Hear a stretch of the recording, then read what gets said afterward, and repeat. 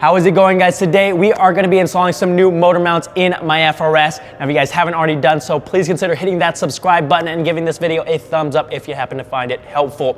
Before we get into the actual install, let's talk about why you would want a new set of mounts in the first place. Now, most cars come with mounts that are usually not very aggressive because they don't want to add a whole ton of NVH, which is noise, vibration, and harshness, because they want the cars to be comfortable.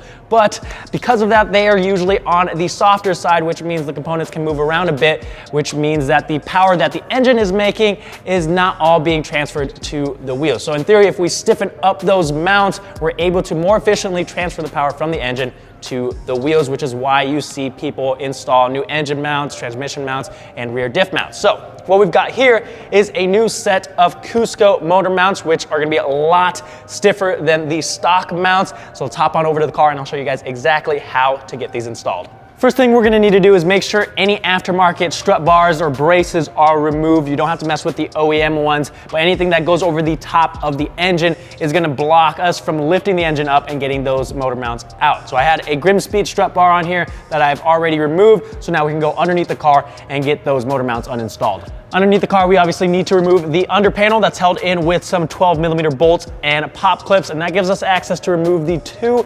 14mm nuts that are holding the motor mounts to the subframe.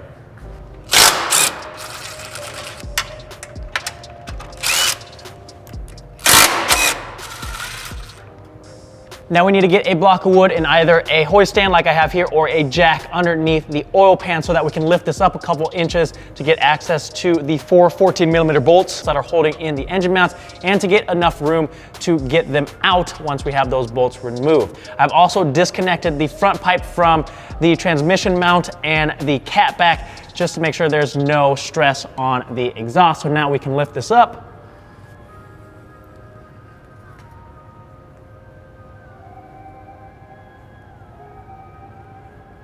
We're gonna start on the passenger side of the car. This is gonna be the easier of the two. The bolt in the front of the car is gonna be right by the headers right here.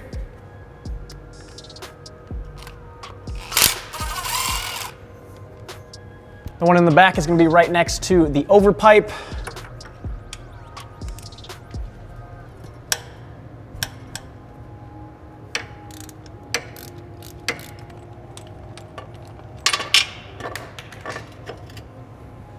With those bolts out, we can grab the motor mount and slide it out towards the back of the car.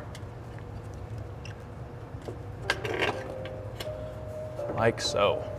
The front bolt on the driver's side is a little bit harder to access. You can see it just in between the header pipes here. So I've got a swivel joint on my socket, and then we can break this free.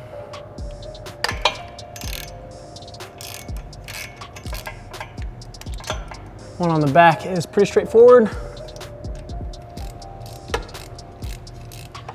A lot of people have issues removing the mount on the driver's side. I'm lucky enough that I have aftermarket headers that allow me to remove it out from the front in this hole right here. But if you happen to have to remove it from the back, you may need to jack the engine up a little bit more, and you may need to unbolt the steering rack just to give you enough space.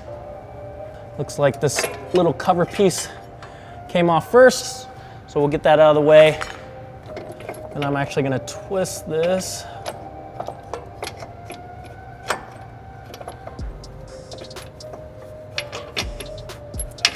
There we go. I'm gonna jack up the engine just a little bit more.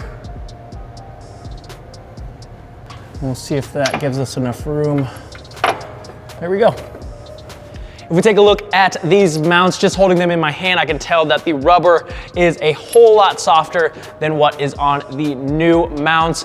These are also made out of a lot of plastic, whereas the new one is mostly metal besides the bushings. The stock mounts also have this metal plate here. Some people transfer this over, some people don't. I'm probably gonna leave them off. And one other thing to note, the Cusco motor mounts, these two bolts here do not come pre-torqued, so you're gonna have to torque them down to 59 foot-pounds before we install these on the car. So make sure you don't forget that, otherwise those are probably going to rattle loose. Back over on the passenger side, the new mounts go in the exact same way as the old ones. So we'll slide them into place and then get the hardware in there. Where is that stud? Oh, there it is, okay. Same thing for the front bolt. If I can find the hole. There we go. Once you've got these hand tight, we are going to torque these down to 26 foot-pounds. Same thing over on the driver's side.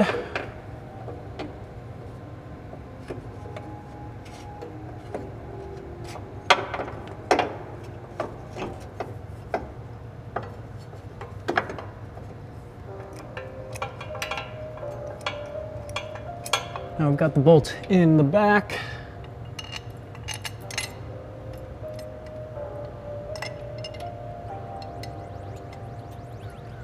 And again, we'll get these torqued to 26 foot-pounds. Now that we've got the new mounts bolted to the engine, we can lower it back down into the subframe. You just want to make sure to guide the studs of those mounts into the holes because the engine may have shifted forward or side to side. So I'm going to use a pry bar as I lower the engine to make sure these studs go back into the holes where they're supposed to go.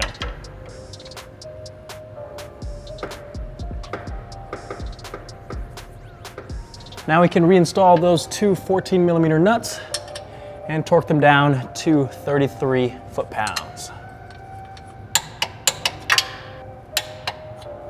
Now we just need to reinstall the exhaust, under panel, and a strut bar if you had one of those, and that pretty much is it, guys. Not too difficult of an install. If you are doing this, I recommend you upgrade your transmission mount as well, which I'll be doing in a later video. If you guys are interested in doing this yourself, I'll leave all the torque specs and parts that I use down in the description. If you guys have any questions, let me know in the comment section down below. Thank you guys so much for watching, and I'll see you guys next time.